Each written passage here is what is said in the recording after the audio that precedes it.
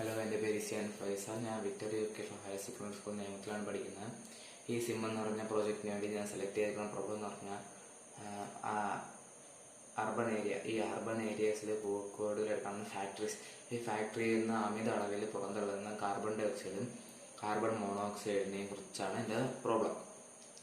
ഈ പ്രോബ്ലത്തിൽ നിന്നുള്ള ഈ അമിതമായിട്ട് പുറന്തള്ളുന്ന കാർബൺ ഡൈ ഓക്സൈഡ് നമ്മുടെ മനുഷ്യർ ശ്വസിക്കുന്നതിലൂടെ നമ്മുടെ ലങ് ഡിസീസസും ലങ് ഡിസോർഡേഴ്സും ഉണ്ടാവാനുള്ള ചാൻസസ് ഉണ്ട്.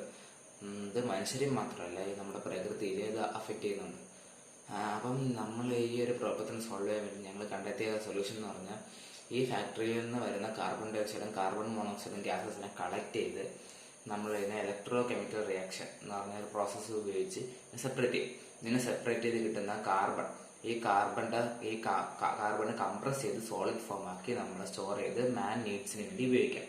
പിന്നെ ഇതിൽ നിന്ന് പറയുന്ന ഓക്സിജൻ, ഈ ഓക്സിജനെ നമ്മൾ അറ്റ്മോസ്ഫിയറിലോട്ട് റിലീസ് ചെയ്യുകയും നമുക്ക് എർത്തിലെ ഓക്സിജൻ ലെവൽ കൂട്ടാനും പറ്റും, നമുക്കൊരു ലിമിറ്റ് വരെ എയർ പൊല്യൂഷൻ കുറയ്ക്കാനും പറ്റും.